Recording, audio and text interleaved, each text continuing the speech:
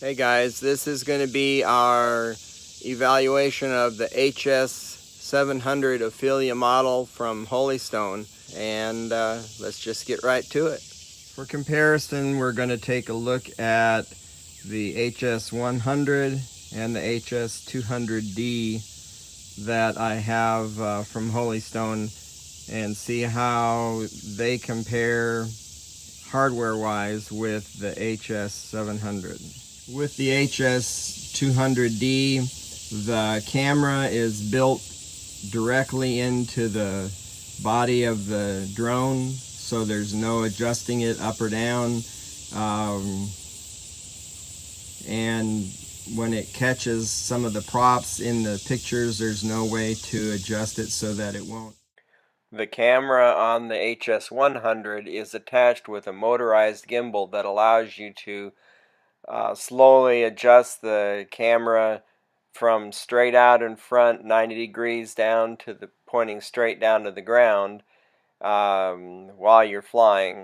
The camera is wired with a very small plug that is hidden, and when it pulls out it strains the wires that are going to the plug.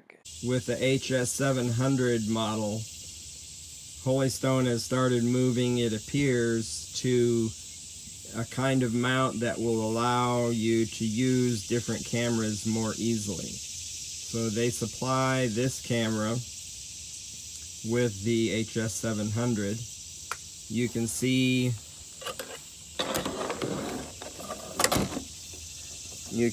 that it's shock mounted so that hopefully the vibrations from the props won't be transferred to the camera.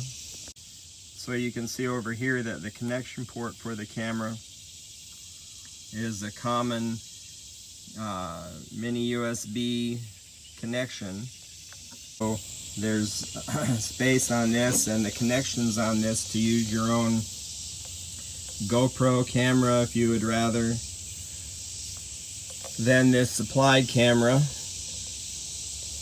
The biggest problem with this setup is that you have to determine what position the camera should be in before you send it out on its flight, so that can be a little frustrating. So this is the battery pack for the HS200D. As you can see, the Holystone has started going to these modular packs rather than having small plugs and wires that are vulnerable. And this battery is 3.7 volts and 1000 milliamps. This is the battery pack for the HS100. As you can see, it's 7.4 volts and 2500 milliamps. And this is the battery pack for the HS700. As you can see, it's still 7.4 volts, but it's 2800 milliamps. There's a new mounting system, at least new to me from my experience with the HS100. Instead of sliding the rotor on and putting a small screw in it, these brushless motors, you just screw the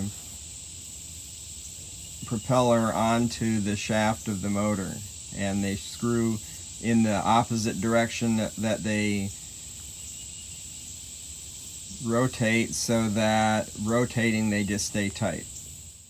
Even though we were losing sunlight because of a late start after work, I still wanted to get a quick flight in. It only took about 10 to 12 minutes to set up the drone and put the pieces on that didn't come already pre-attached, and we got one quick flight in. A few days later, it was great flying weather, and so I took the drone up for its first sustained test. The HS700 seems to drift more than I'm used to with the HS100. You'll notice later in the flight that it drifts down when I'm not expecting it to.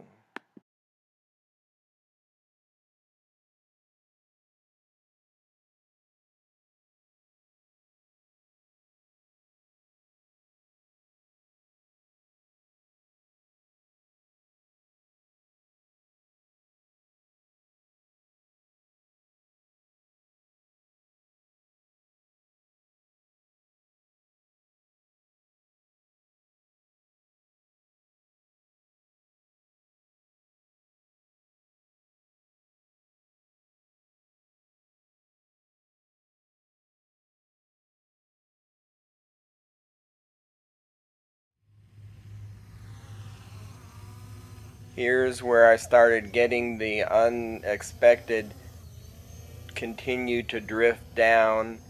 I would adjust it, bring it back up, leave the controls set, and again it would start falling right down to the ground.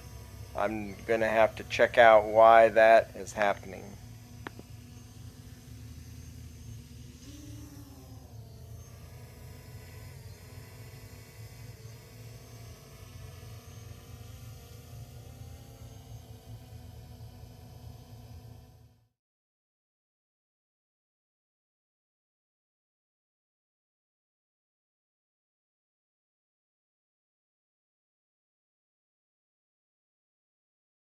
On this flight, I decided to push my normal comfort level boundaries of how high and how far away I would fly.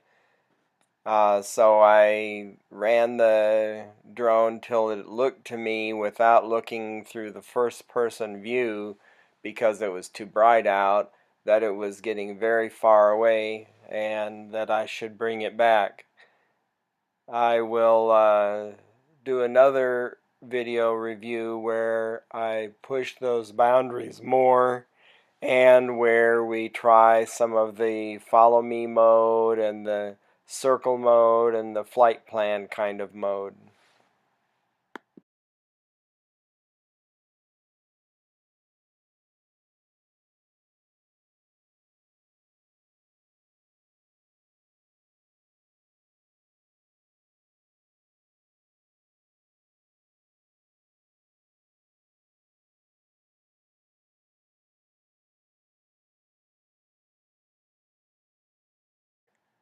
I was hoping that there would be a flight log in this, like the app that I use for the HS700.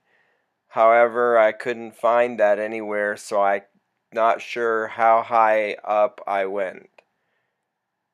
I am very pleased with the quality of the camera.